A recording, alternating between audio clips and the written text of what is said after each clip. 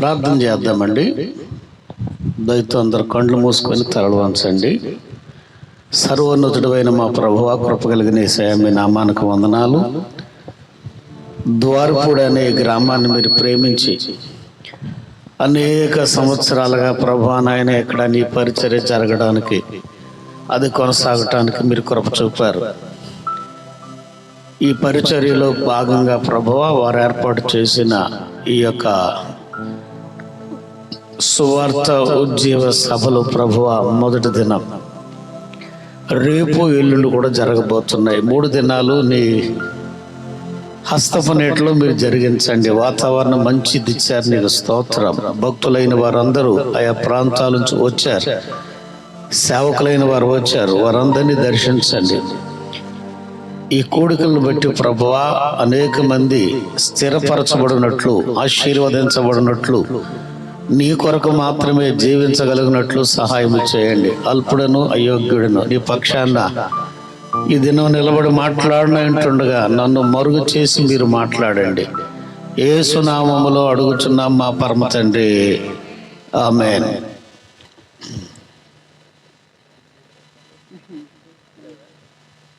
హల్లెలూయా. నన్ను ఆహ్వానించిన దైవజనులు, సాటి సేవకులు, యోధ పాస్టర్ గారికి, పాస్టర్ అమ్మ గారికి, వారి కుటుంబానికి, సంఘానికి నిండు వందనాలు చెల్లిస్తున్నాను. హల్లెలూయా. నా జత పని వారు, నా నెలవైన వారు, మా ప్రియులు ప్రసాద్ లాజరస్ గారు, యోధ పాస్టర్ గారి తమ్ముడు శాంసన్, అరిచిగానే ఇక్కడ చాలా మంది దైవజనులు ఉన్నారు. వారికి కూడా ప్రభు పేరిట వందనాలు. ఈ ఏడాది యోధా పాస్టర్ గారికి ప్రమోషన్ వచ్చింది. ఏమండి, మామగారు అనే ప్రమోషన్. అంటే ఈ ఏడాది అల్లుడు ఈ కోటాల్లో ఉండటానికి ప్రభు సహాయం చేశారు. హల్లెలూయా. సేవ ప్రారంభం నుండి ఇప్పటిదాకా పాస్టర్ గారు ఎన్ని బాధలు పడ్డారో మాకంటే మీకే ఎక్కువగా తెలుసు. మరొకరైతే విడిచిపెట్టి లోకంలో కలిసిపోతారు. కానీ ఏమంటే పిలుపుకు తగినట్లుగా ఇదే గ్రామంలో ఉంటూ కష్టాలు నష్టాలు అనుభవిస్తూ ఈ సేవను కొనసాగిస్తూ ఉన్నారు. ఏమంటే అది చాలా గొప్ప విషయం, చాలా గొప్ప విషయం. హల్లెలూయా, హల్లెలూయా. చిన్న గ్రామమే ఆయన ఇక్కడ అడుగు పెట్టినాక ఏమంటే ఇది బహుగా దీవించబడింది. అప్పట్లోనైతే ఇలా నడవడానికి దారి కూడా ఉండేది కాదు. ఇప్పుడు చక్కటి కాలువలు, రోడ్లు, గ్రామ పెద్దలు వారి సహకారంతో ఏమండి ఇక్కడ ఈ మందిరపు పరిచర్య నడవడానికి ప్రభు సహాయం చేశారు. హల్లెలూయా. నేను ఎవరిని విసిగించను, మీరు విసుకోక మునిపే నేను నా వర్తమానాన్ని ముగించడానికి ఇష్టపడతాను. నా గొప్పతనాన్ని చెప్పుకుంటే ఏమి రాదు, కానీ ప్రభు గొప్పతనాన్ని మాత్రమే మనము చెప్పుకోవాలి. అందరూ పాటలు పాడారు, నాకు పాడాలని ఉంది. మరి మీరు ఎలాగో నాకు ఆ సంగీతం తెలియదు, ఏమైనారు బీమైనారు అంటారు, నాకు ఏమి రావు. కనుక మీరే నన్ను చూసుకొని ఈ పాటకైతే ఇది కొట్టాలి అని మీరే నిర్ణయించుకొని సహకరించండి. మీరు ఎలా కొట్టినా నేను పాడేస్తాను. మరి నాకు రాంది వాళ్ళకేం చెప్తాను. అడవి వృక్షములలో జల్దర వృక్షం ఎట్లున్నదో పాడేదా నాదు ప్రియుని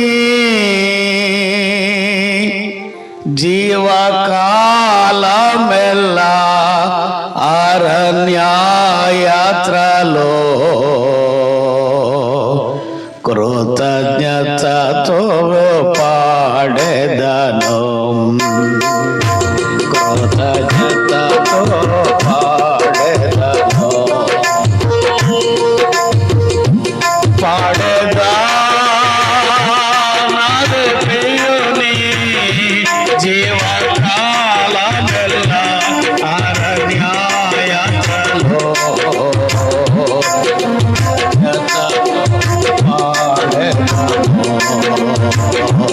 కృతజ్ఞతతో పాడేదను.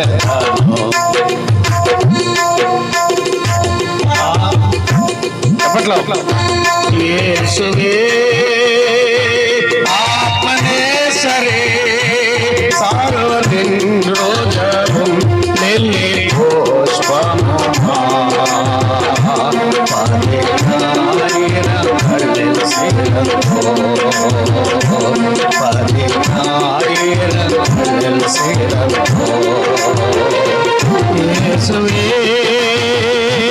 आपने सरे सारो दिन रोजाबम दिल्ली पुष्पमुमा नायरा अल्ल सेरंतो नायरा अल्ल सेरंतो पाहीरा रोदयंतो वरुण मर्यादो पाहीरा रोदयंतो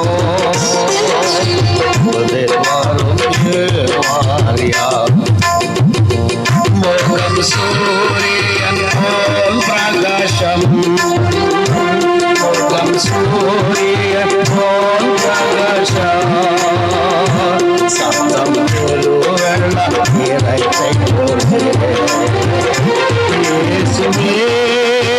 आपने सरे सारो दिन रोजाबम दिल्ली पुष्पमुमा नायरा अल्ल सेरंतो नायरा अल्ल सेरंतो अरंगल के दिल को जन्नते सरदो निरा अरंगल के दिल को जन्नते सरदो निरा नाम पूर्ण परिमल भे सूत्रिलम धरि मधुरम नाम पूर्ण परिमल भे सूत्रिलम धरि मधुरम यीशुवे आपने सरे सारो दिन रोजाबम दिल्ली पुष्पमुमा नायरा अल्ल सेरंतो नायरा अल्ल सेरंतो अमर खिड़ा तो कच्चा तालाई के वाला ताले बैठो के अमर खिड़ा तो कच्चा तालाई के वाला ताले बैठो के आवाने सत्तल सोगमाने जंगल मारा पकड़ी ने आवाने सत्तल सोगमाने जंगल मारा पकड़ी ने सुने आपने सरे सारो दिन रोजाबम दिल्ली पुष्पमुमा नायरा अल्ल सेरंतो नायरा अल्ल सेरंतो यीशुवे आपने सरे सारो दिन रोजाबम दिल्ली पुष्पमुमा नायरा अल्ल सेरंतो नायरा अल्ल सेरंतो हिरिया मेरू बावाती नागा चिड़ियन बसर हिरिया मेरू बावाती नागा चिड़ियन बसर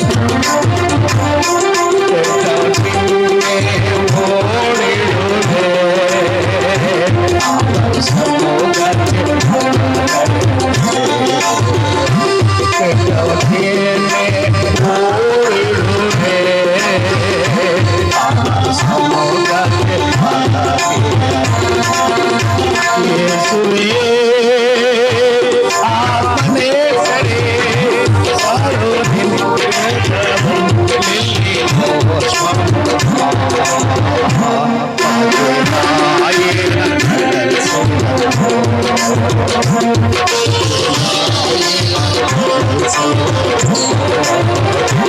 యేసువే ఆత్మనే సరే సారోనిం యోజావో నిల్లిపో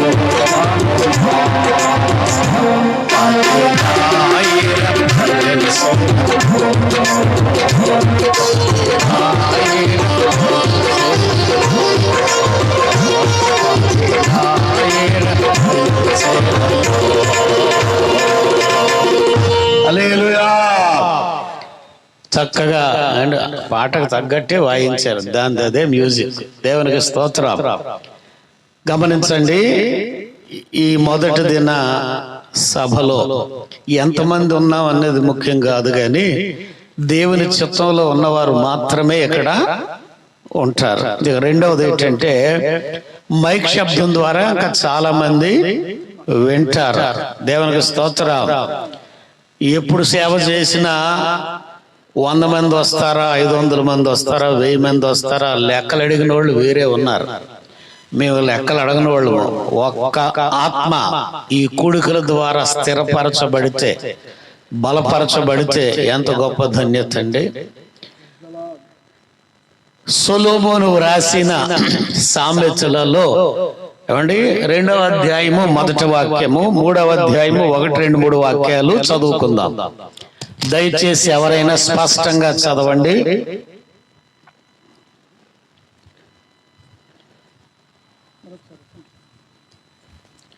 నా కుమారుడా, నేనే చదువుకుంటాం, మరి ఏం చేస్తాను. Right, thank you. నా కుమారుడా, నీవు నా మాటలను అంగీకరించి నా ఆజ్ఞలను దాచుకొని నీ ఎడల. అక్కడ కాగమ్మ, ఏమని సంబోధన? నా కుమారుడా, నా కుమారుడా. సొలొమోనును ఉద్దేశించి ఏమంటే తన తల్లి చెప్తుంది, నా కుమారుడా. 3వ అధ్యాయము 1, 2, 3 వాక్యాలు కూడా చదవమ్మా. నా కుమారుడా, నా కుమారుడా. నా ఉపదేశమును మొదట చదివిన ఆ లేఖనం ఏంటంటే, నా మాటలు అంగీకరించి. ఇక్కడ ఏమంటున్నారంటే, నా ఉపదేశమును మరువకుము, నా ఆజ్ఞలను మరువకుము. ఉపదేశమును మరువకుము, నా ఆజ్ఞలను హృదయపూర్వకముగా గైకొనుము. అవి దీర్ఘాయువును. బాగా గమనించండి. అవి ఏది? తల్లి చెప్పేటటువంటి మాటలు, తల్లి చేసిన ఉపదేశాన్ని నీ హృదయములో భద్రపరుచుకుంటే అది నీకు ఎలా ఉపయోగకరముగా ఉంటుందో ఆ తల్లి చెబుతుంది. అవి నీకు దీర్ఘాయువును సుఖజీవముతో గడుచు సంవత్సరములను శాంతిని నీకు కలుగజేయును. హల్లెలూయా. ఇక్కడికి సరిపెడదాం. ఈ రోజుల్లో పిల్లలు కలిగిన ఏ తల్లి అయినా తన పిల్లలకు ఇటువంటి మాటలు చెప్పారా? చెబుతున్నారా? ఉపదేశిస్తున్నారా? అడిగినవన్నీ కొని పెడుతున్నారు పేరెంట్స్. ఎస్పెషల్లీ తల్లి 4వ అధ్యాయం 1వ వాక్యానికి రండి. కుమారులారా, తండ్రి ఉపదేశమును వినుడి. చాలు. దేవునికి స్తోత్ర. తల్లి ఉపదేశం ఉంది, తండ్రి ఉపదేశం ఉంది. ఈ ఉపదేశ సారాంశం ఏమిటంటే, నీకు దీర్ఘాయువును సుఖముగా గడుచు సంవత్సరములను, 3వది శాంతిని. హల్లెలూయా. ఎక్కడ చూసినా మనము చెడు వార్తలు వింటున్నాం. యవనస్తులు చనిపోతున్నారు, చిన్న పిల్లలు చనిపోతున్నారు.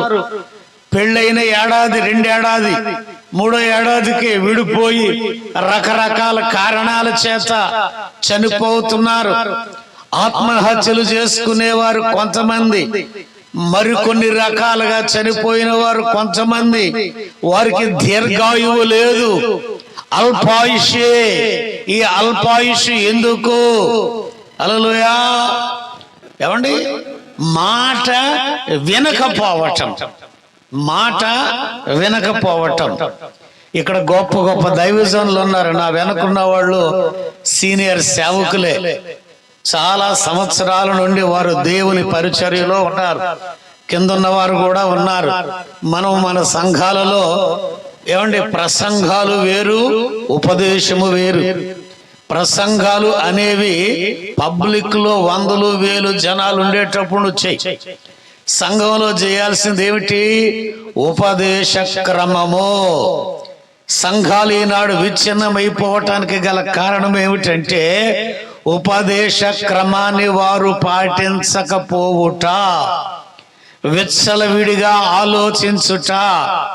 సంఘాలు అభివృద్ధి చెందకపోవడానికి గల కారణం, సంఘము అంటే సంఘంలో ఉన్న కుటుంబాలు కన్నీటితో మిగిలిపోతున్నారు, కష్టాలలో ఉంటున్నారు, శాంతి లేదు, సమాధానము లేదు, సుఖముగా గడిచే సంవత్సరాలు లేవు. ఏమండి, దీర్ఘాయువు లేదు. కారణం ఏమిటి అంటే సంఘాలలో లేదా కుటుంబాలలో తల్లి చెప్పే మాటలు లేవు, తండ్రి చెప్పే ఉపదేశము లేదు, తల్లి చెప్పే ఉపదేశము లేదు. పిల్లలు బయటికి వెళ్ళేటప్పుడు వారు అడిగినప్పటికీ అడిగినంత సొమ్ము చేతిలో పెడుతున్నారు.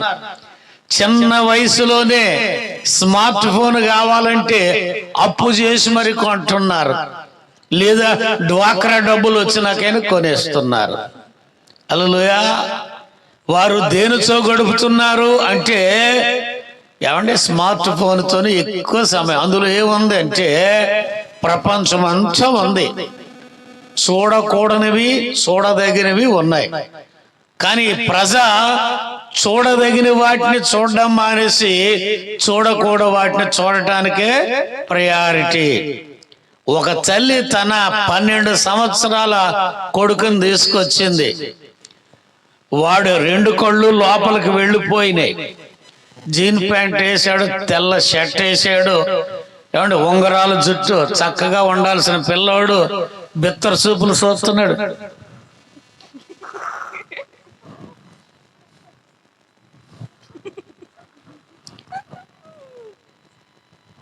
ఏమిటమ్మా వీడికి దెయ్యం పట్టింది అంటే, నువ్వే దెయ్యాన్ని వాడికి ఇచ్చావు.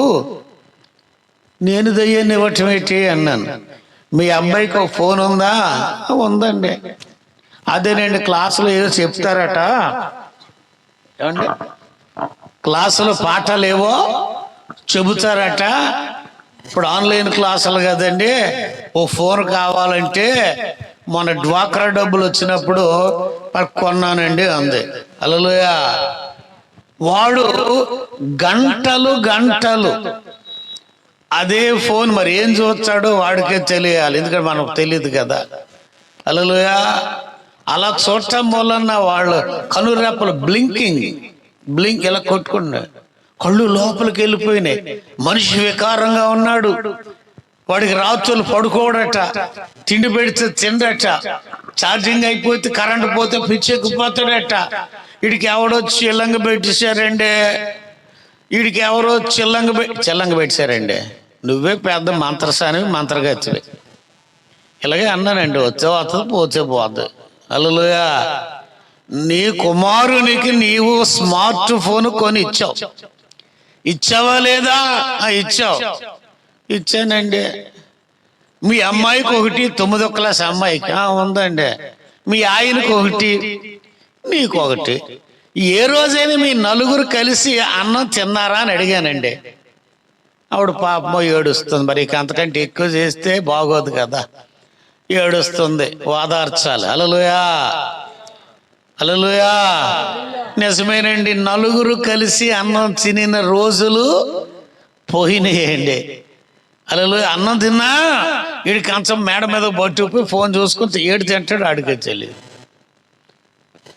అది చెడుపు కాదు, చిల్లంగి కాదు, బాణామచి కాదు, ఏమండి చేతబడి కాదు, స్వయం కృతాపరాధము. తల్లి పిల్లలకు ఏం చెప్పాలి? దేవుని మాటలు చెప్పాలి. పాత నిబంధన గ్రంథములో యూదులకు ఉగ్గిపాలతోనే దేవుడు ఇశ్రాయేలీయుల పట్ల చేసిన మేలులు మహోపకారాలు వివరించి చెప్పాలని ఉంది. హల్లెలూయా. నీవు నీ పిల్లలకు చెప్పాలి, వారు వారి పిల్లలకు చెప్పాలి, వారు వారి పిల్లలకు చెప్పాలి. ఎప్పటి నుండి అండి? తల్లిపాలు నుండి కాదు, ఉగ్గిపాలు. అంటే ఆ తల్లి బిడ్డను కన్నాక 3వ రోజు 4వ రోజు డాక్టర్లు తల్లిపాలు పట్టమంటారు, ముందు బెడి సరిగి సావదని.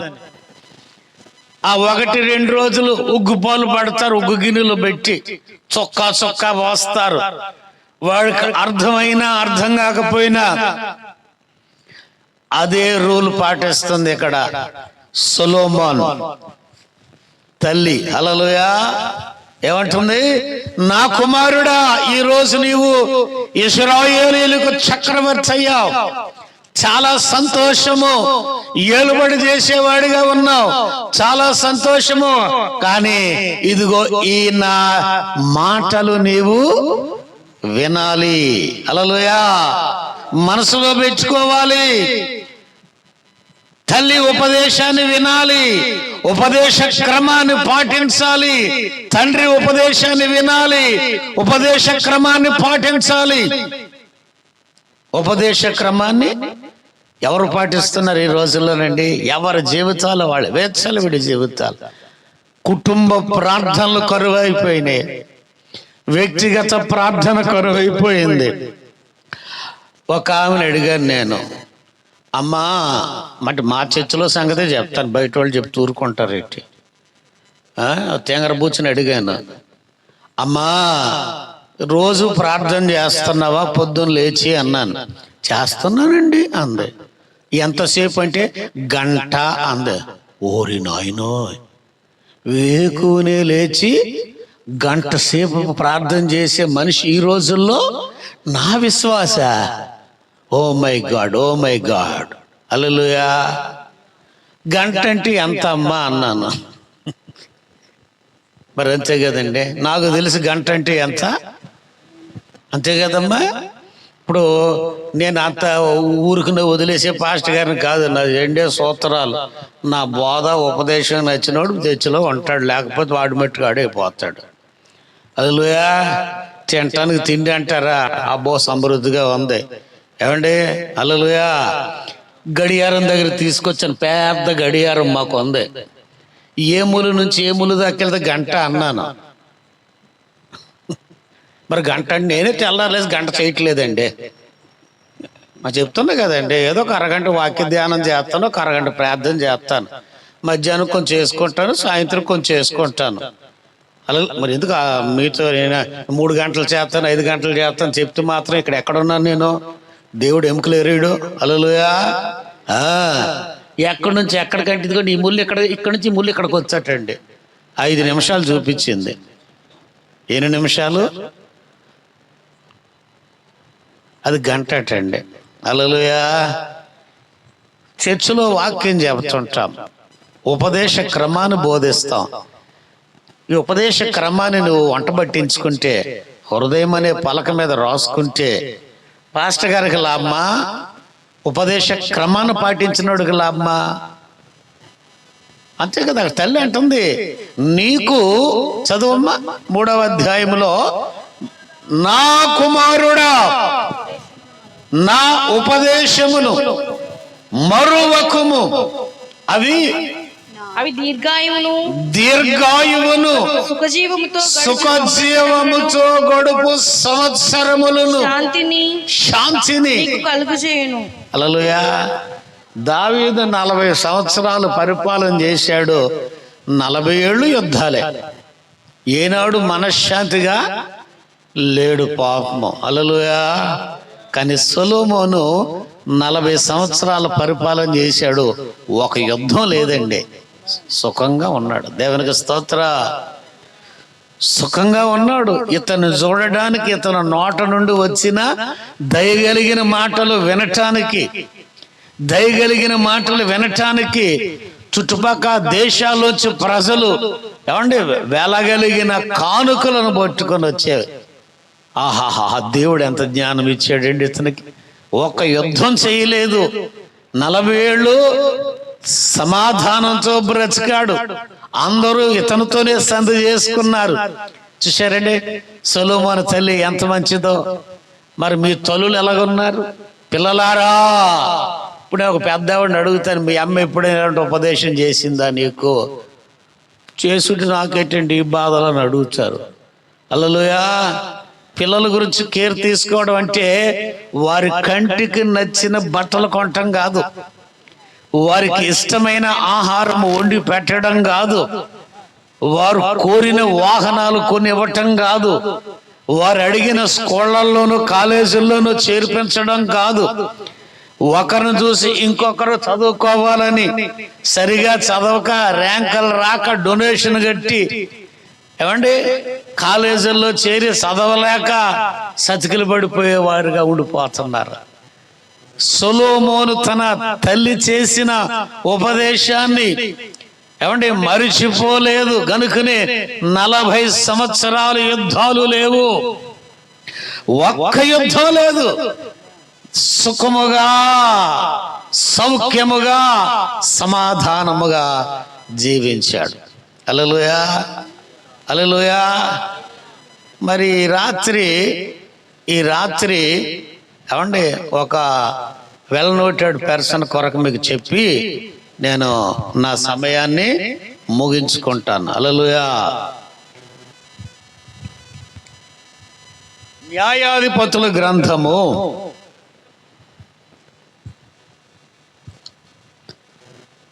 6వ అధ్యాయము 11వ వాక్యము నేనే చదువుతున్నాను. యెహోవా దూత వచ్చి అబీయెజ్రీయుడైన యోవాషునకు కలిగిన ఒఫ్రాలోని మస్తకి వృక్షము క్రింద కూర్చుండెను. యోవాషు కుమారుడైన గిద్యోను మిద్యానీయులకు మరుగై ఉండునట్లు గానుగ చాటున గోధుమలను దొల్లగొట్టుకొనుచుండగా యెహోవా దూత అతనికి కనపడి, పరాక్రమము గల బలాఢ్యుడా, యెహోవా నీకు తోడై ఉన్నాడని అతనితో అనగా, గిద్యోను, చిత్తము నా ఏలినవాడా, యెహోవా మాకు తోడై యుండిని ఎడల ఇదంతయు మాకేల సంభవించెను.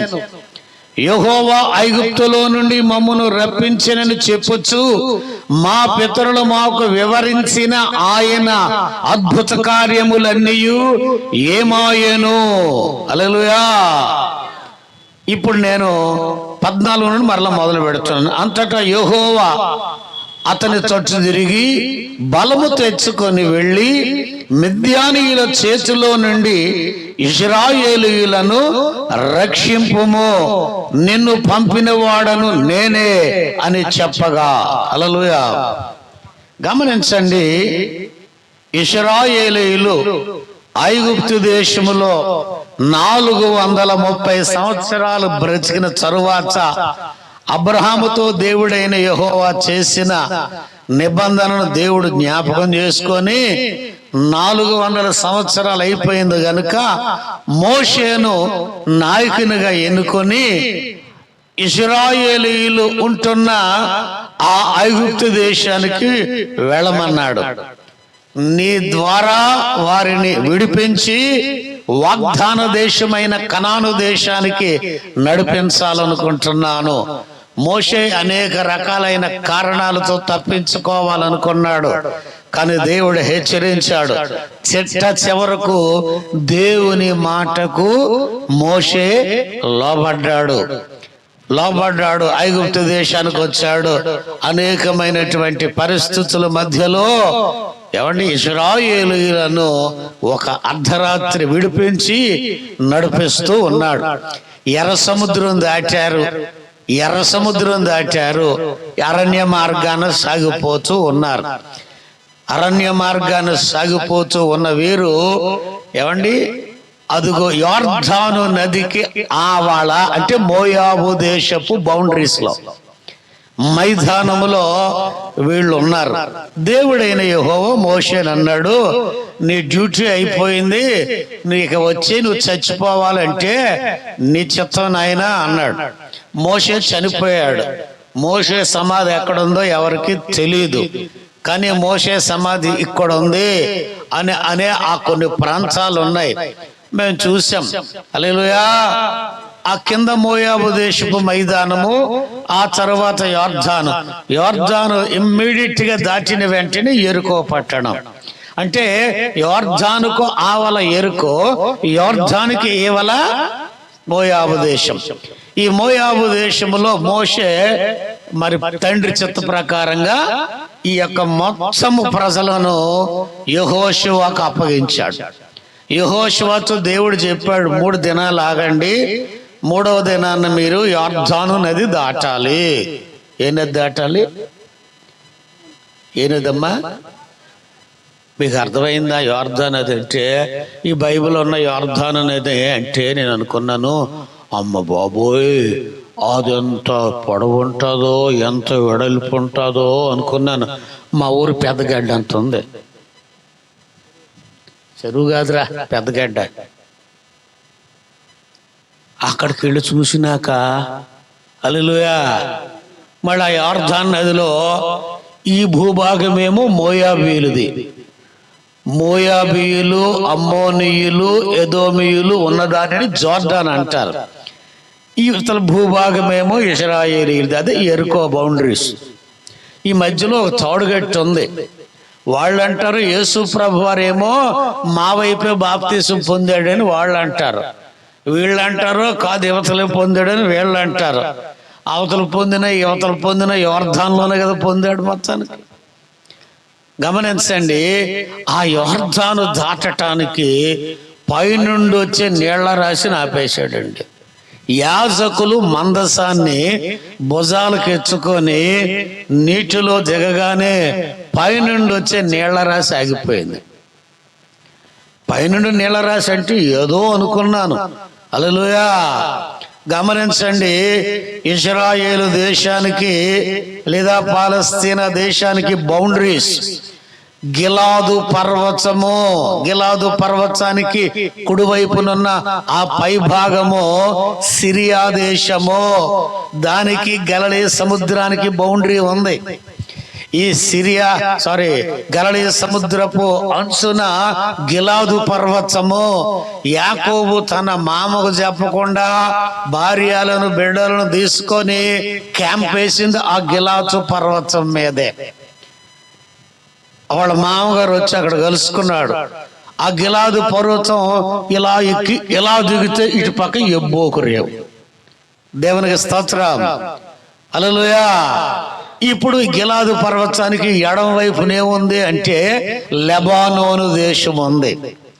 దానికి సెంటర్ గా చూస్తే హెర్మోను పర్వతం ఉంది.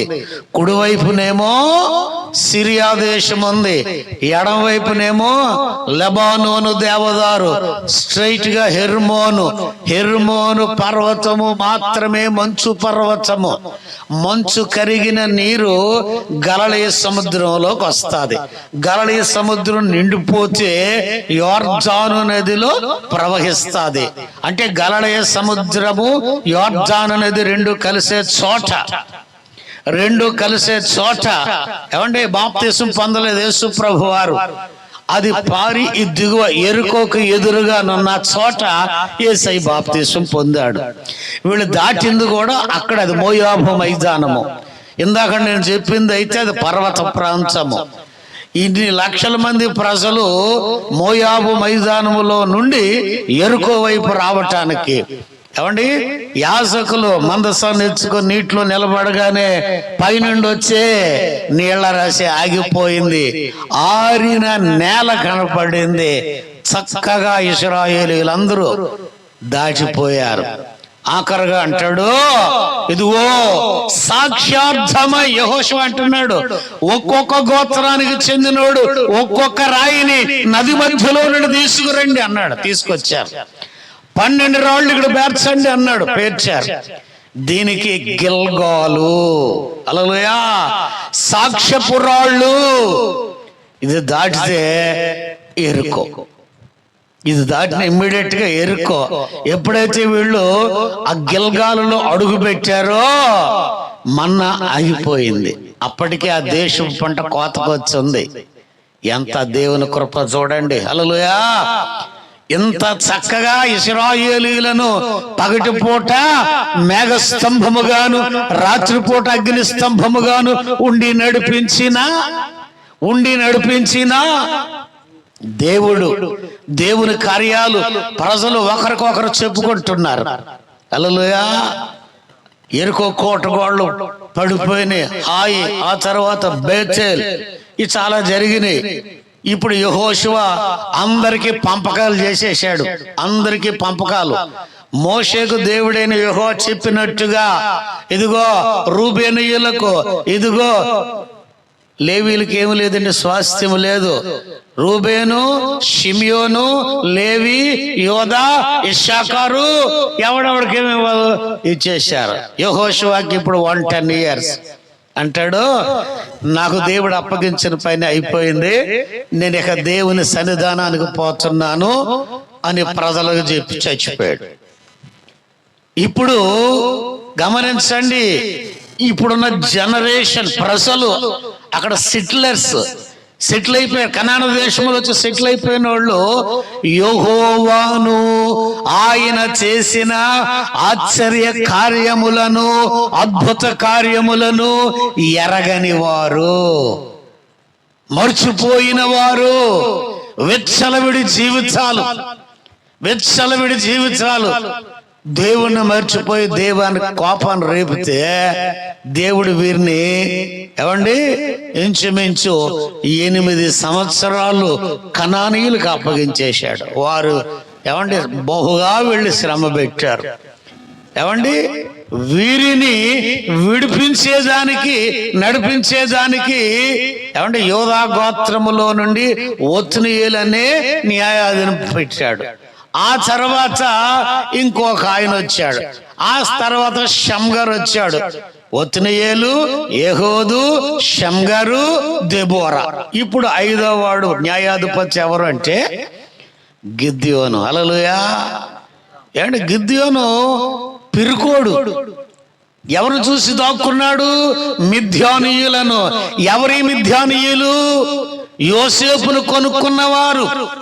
యోసేపు అన్నదమ్ములు యోసేపుని ఎవరికి అమ్మారు అంటే మిద్యానీయులకు, ఇష్మాయేలీయులకు. ఎవరి మిద్యానీయులు అంటే అబ్రహాముకు కెతూరాకు పుట్టిన సంతానం. హల్లెలూయా. వారి చెయ్యి పైహెచ్చుగా ఉంది.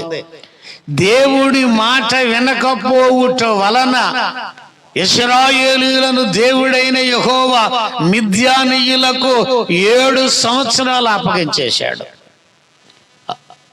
మిద్యానీయులు ఏమో విత్తనాలు వేస్తున్నారు. పంట చేతికి వచ్చింది. మిద్యానీయులు వచ్చారు. ఒంటిల మీద మిడతల దండంత విస్తారంగా పంటలు మేపేశారు. మిగతా ఉన్నదాన్ని కోసేసి అలగబడి తొక్కేశారు. చివరికి ఇశ్రాయేలీయులు కట్ట ఒక నాగలు గాని, ఒక ఎద్దు గాని, ఒక గాడిద గాని, వ్యవసాయ పరికరాలు గాని, పశు సంపద గాని ఏమీ లేవు. వారట మిక్కిలి హీన దశకు చేరుకున్నారు. దేవుని ప్రజలు ఏమిటి? వీళ్ళ కొరకు ఎర్ర సముద్రాన్ని ఆరిన నేలగా చేశాడు. వీరి కొరకు యోర్దాను నదిని ఆరిపోజేశాడు. పగటిపూట మేఘ స్తంభముగా ఉన్నాడు, రాత్రిపూట అగ్ని స్తంభముగా ఉన్నాడు. ఆశ్చర్య కార్యాలు, అద్భుత కార్యాలు, మహత్ కార్యాలు, జయ జీవితాలు అనుభవించిన వీరు ఈ దినాన్న మిక్కిలి హీన దశకు రావడానికి కారణం ఏంటో తెలుసా? దేవుని మాట వినకపోవుట. వారి పితరులు చెప్పిన ఉపదేశమును వారు మనసులో ఉంచుకొనకపోవుట. ఇప్పుడు ప్రార్థన చేసుకుంటున్నారు. హల్లెలూయా. అలా అన్ని అవయవాలు బాగుంటే ఏంటంటే ఎప్పుడు గుడిగూడని తినేస్తారా, మాకెట్ పని లేదు పోవట్లేదా, చెరువు డబ్బులు ఇస్తానన్నారు ఈరోజే వెళ్తున్నామండి, చెరువు డబ్బులు వస్తే నీకు దశంభాగం రాదు ఏంటి, ఉండండి ఓట్లు డబ్బులు పంచుతున్నారు, ఓట్ల డబ్బులు కూడా దశంభాగం తెస్తాం కదా. ఎంత దుర్మార్గులండి వీళ్ళు, ఏంటండి మమ్మల్ని దుర్మార్గులు అంటారు, మా ఊరు వచ్చి అంటే మిమ్మల్ని నేను ఎందుకు అంటాను, ఓటుకు డబ్బులు తీసుకున్న వాళ్ళు అంటాను. ఒక్క పూట కూటి కొరకు యాషావు దేన్ని నమ్ముకున్నాడు, అతనికి దేవుడు ఏమని పిలిచాడండి, భ్రష్టుడు. హల్లెలూయా. నా దగ్గరికి వచ్చారు, మా చర్చి దగ్గరికి వచ్చారు, ఆ పార్టీ ఈ పార్టీ, మనకి ఎన్ని ఓట్లు ఉంటాయి అన్నారు, మా ఇంట్లో 5 ఉన్నాయండి అన్నారు, మా పిల్లలు మా అల్లుడు మాది అలా కాదండి మన చర్చిలో ఎన్ని ఉంటాయి అన్నాడు, చాలా ఉన్నాయి అన్నాను, మరి ఎంత ఇమ్మంటారు అన్నాడు, ఏటన్నాను, డబ్బులు అన్నాడు, మాకు రూపాయి అక్కర్లేదో, నాకు నచ్చిన పార్టీకి మేము ఓట్లు వేసుకుంటాం. అలా ఆ పార్టీ కూడా వచ్చాడు, ఏంటంటే బాబు ఒక్కొక్క పాస్టర్ గారు 1,00,000 2 లక్షలు పట్టుకెళ్ళిపోతుంటే మీ దగ్గర మేము వచ్చి మీరేం మాట్లాడలేదు, పట్టుకెళ్ళోళ్ళకి ఇచ్చారు కదా, ఇచ్చామండి అంటే వాళ్ళు జ్యేష్ఠత్వం నమ్మేసుకున్నారు, అయితే అమ్మేసుకున్నారు. అలా ఎన్నాళ్ళు వస్తాయి, 1,000 రూపాయలు 2,000 3,000 5,000 ఇచ్చారట. దేవునికి స్తోత్రం. అరే మన దేవుని పిల్లలమండి, ఉపదేశ క్రమాన్ని పాటించాలి, అది దోపుడు సొమ్ము. ఆకాను ఇటువంటి దానినే ఆశించి తీసుకొచ్చి తన గుడారములో ఎవరికి తెలియదు అనుకుని భూమిలో బాధ పెడితే హాయి మీద యుద్ధానికి పోతే 3,000 మంది వెళుతూ 30 మంది చచ్చి వచ్చారు. యెహోషువ నెత్తినోరు కొట్టుకుని ఏడ్చాడు. గమనించండి, ఉపదేశ క్రమం అంటే ఏంటి, ఇలాంటప్పుడే మనం ఆచరించాలి. I'm an Indian, I have birth right, నేను భారతీయుడను, నాకు హక్కు ఉంది. దేనికి, నాకు నచ్చిన పార్టీకి ఓటు వేసుకునే హక్కు. ఆడు గెలుస్తాడు పోతాడు, అది వేరే సంగతి. ఉపదేశ క్రమము అంటే ఇంకొక ఆవిడ అంది ముసలిది, అయితే ఎందుకంటే వాళ్ళు ఇచ్చిన వీళ్ళు ఇచ్చిన, మా ఇంట్లో 4 వాళ్ళేమో 1,500 ఇచ్చారు, 2,500 ఇచ్చారు, 4 16,000 వచ్చిందండి, కానుకల డబ్బాలు వేసేస్తా, బుర్ర బదులైపోతాను నన్ను, బుర్ర బదులైపోతే కానుక పెడతాను నన్ను అంటే మా బోధ అలాగే ఉంటుందిలేండి, సిటీ అయినా అలాగే చెప్తాను, మాకు అలాగే అలవాటు అయిపోయింది, మా విశ్వాసులకి అలవాటు అయిపోయింది. వాళ్ళు అమ్మసు కూడా బుర్ర బద్దలు వేసేస్తాను అంటున్నాడు. మరి దోపుడు సొమ్ము తెచ్చి డబ్బాలు వేస్తుందట, ఆ దోపుడు సొమ్ము నేను తినాలట, ఆ శాపాన్ని నేను నా పిల్లలు మరి ఏడు చేయమండి, ఎవడికి ఇచ్చాడో నీకు అడిగి తీసుకెళ్ళి ఇచ్చే అన్నాను. దేవునికి స్తోత్రం. ఏమండి, మనము జీవము గల దేవుని పిల్లలము. నీకు దీర్ఘాయువు రావాలి, నువ్వు జీవించే సంవత్సరాన్ని సుఖముగా ఉండాలి, శాంతి కలిగి జీవించాలి. ఉపవాస ప్రార్థన ద్వారా నీకు ఇవి రావు, గొలుసు ప్రార్థన ద్వారా రావు. హల్లెలూయా. క్రమము, ఉపదేశ క్రమము, మాట మనసును పెట్టాలి, మరిచిపోకుండా దాన్ని అమలు చేయాలి. గిద్యోను అంటాడు, అయ్యా అయ్యా నేను పిరుకోడిని, వాళ్ళకి భయపడి వాళ్ళు చూడకుండా అర్ధరాత్రి కొన్ని కోసుకొచ్చి ఇదిగో గాను చాటు తొలగొట్టుకుంటున్నాను, అయ్యా నన్ను పట్టుకొని మీరేంటి పరాక్రమం గల బలశారులా ఇది అంటారంటే, లేదు లేదు, యెహోవా నీకేమై అన్నాడు, యెహోవా నీకు నీ ద్వారా ఇశ్రాయేలీయులను మిద్యానీయుల చేతిలో నుండి దేవుడు విడిపించాలనుకుంటున్నాడు. ఈ దూత ఎక్కడ కూర్చుంది, గిద్యోను అన్నాడు, ఇంట్లోకి వెళ్ళి మాట్లాడుకుందాం అందా. దేవుని దూతలు ఎవడ కొంపలో పడి కొంపలో దూడరా. ఏమండి, ఓఫ్రాలో మస్తకి వృక్షము క్రింద కూర్చుంది.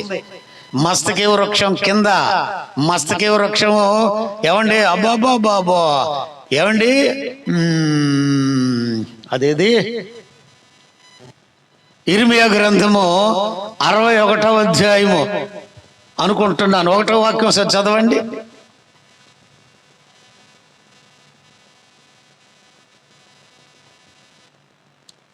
ఇర్మియా గ్రంథంలో 60వ అధ్యాయం లేదా, 61 లేదా, లేదు బాబా 60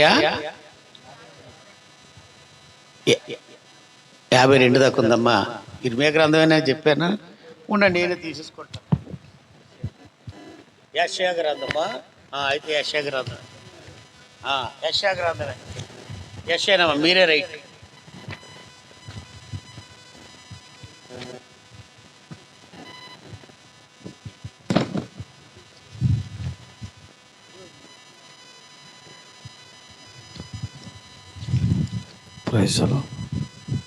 నేనెల్లప్పుడు యెహోవాను సన్నతించెదను, నిత్యము ఆయన కీర్తి నా నోట నుండును. నేనెల్లప్పుడు యెహోవాను సన్నతించెదను, నిత్యము ఆయన కీర్తి నా నోట నుండును.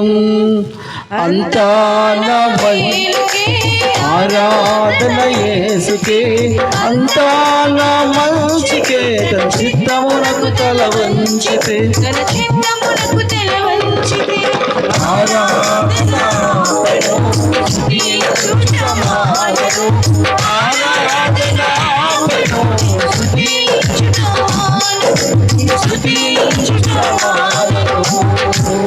హల్లెలూయా, హల్లెలూయా. దేవునికి స్తోత్రం. అమ్మా 61వ అధ్యాయము 3వ వాక్యమా? ఏం చదవండి ఒకసారి.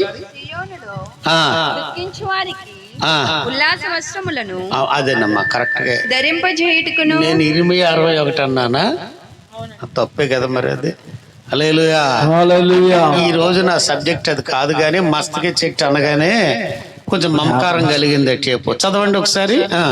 సియోనులో దుఃఖించు వారికి, సియోనులో దుఃఖించు వారికి ఉల్లాస వస్త్రమును ధరింపచేయుటకును, బూడిదకు ప్రతిగా భూదండను, దుఃఖమునకు ప్రతిగా ఆనంద తైలమును, భారభరితమైన ఆత్మకు ప్రతిగా వస్త్రమును వారికి ఇచ్చుటకును ఆయన నన్ను పంపియున్నాడు. ఇప్పుడు అసలు చదవండి. యెహోవా తనను మహిమపరచునట్లు, నీతి అను యెహోవా తనను మహిమపరచునట్లు, నీతి అను మస్తకి వృక్షమనియు యెహోవా నాటిన తోట అనియు వారికి పేరు పెట్టబడును. దేవునికి స్తోత్రం. యెహోవా తనను మహిమ పరచునట్లు, మస్తకి వృక్షం అట దేవునిని మహిమపరచే వృక్షం. దేవునికి స్తోత్రం.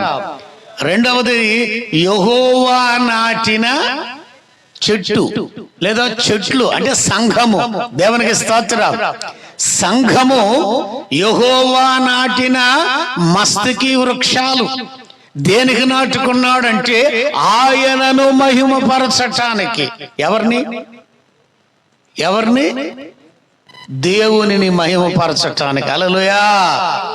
అబ్రహాము అడ్రస్ మీకు చెప్తాను, మారిపోలేదు. అబ్రహాము మెసొపొతేమియా దేశం నుండి బయలుదేరి వచ్చి అటు ఇటు తిరిగి చెట్ట చివరకు ఎక్కడ చేరుకున్నాడమ్మా? హెబ్రోను. హెబ్రోనులో ఎక్కడున్నాడు? సింధూర వనములో, మమ్రే ఎదుటనున్న సింధూర వనములో. అక్కడ ఏముంది? గుడారం ఉంది. చనిపోయే వరకు అక్కడే ఉన్నాడు. హెబ్రోను, మమ్రే ఎదుటనున్న సింధూర వనము, సింధూర వనములో ఉన్న గుడారపు వాకిడిని కూర్చుంటే ముగ్గురు వచ్చారు దేవదూతలు. వారిని తీసుకెళ్లి ఏ చెట్టు కింద కూర్చోబెట్టాడు? సింధూర వనములో ఉన్న చెట్టు. సింధూరపు చెట్టు అన్న మస్తకి వృక్షమే. హల్లెలూయా. అది బాగా ఎత్తుకు పెరుగుద్ది, బహు విశాలంగా ఉంటాయి దాని కొమ్మలు.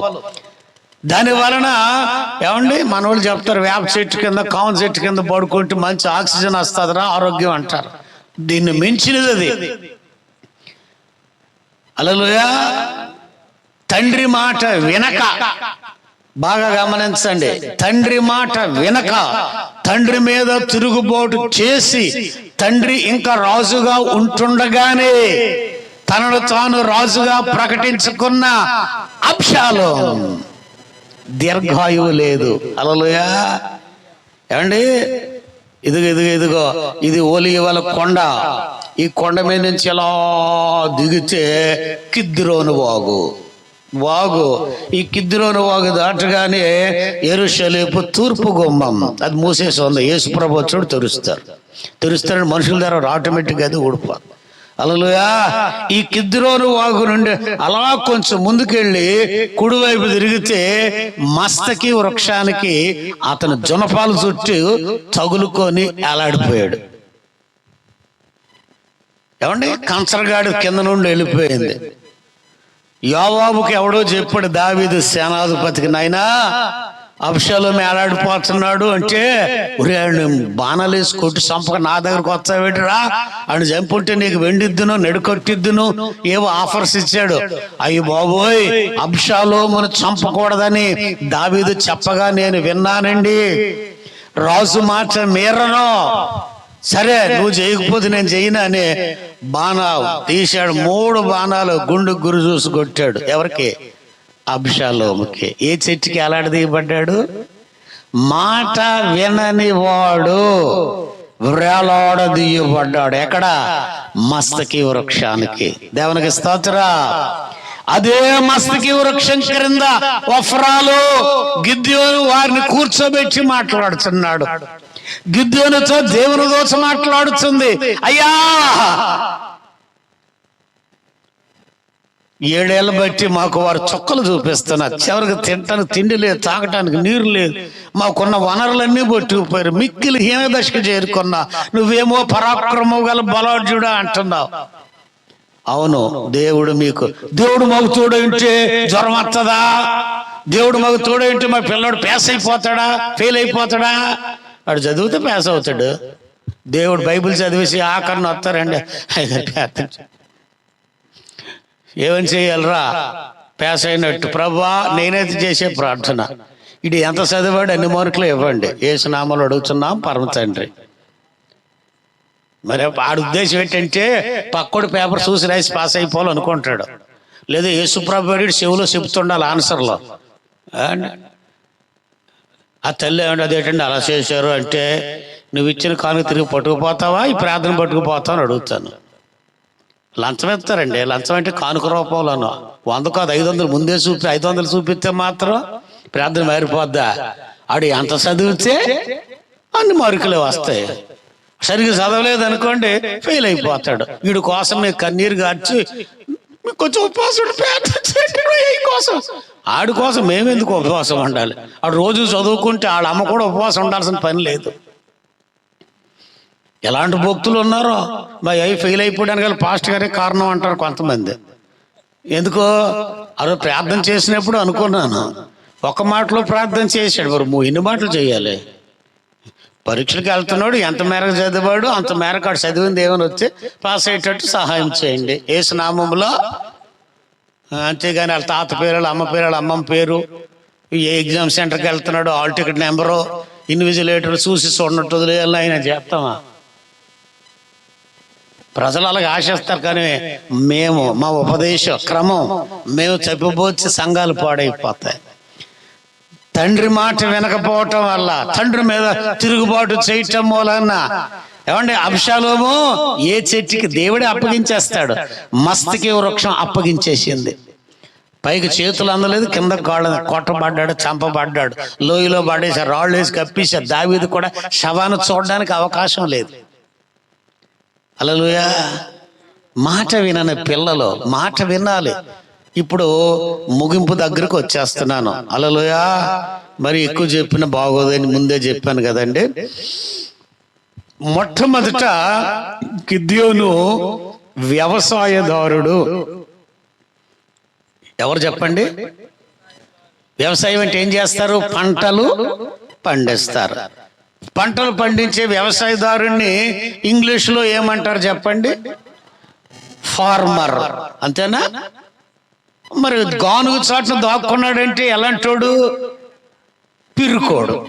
ఎవరిని చూసి భయపడుతున్నాడు? మిద్యానీయులను చూసి.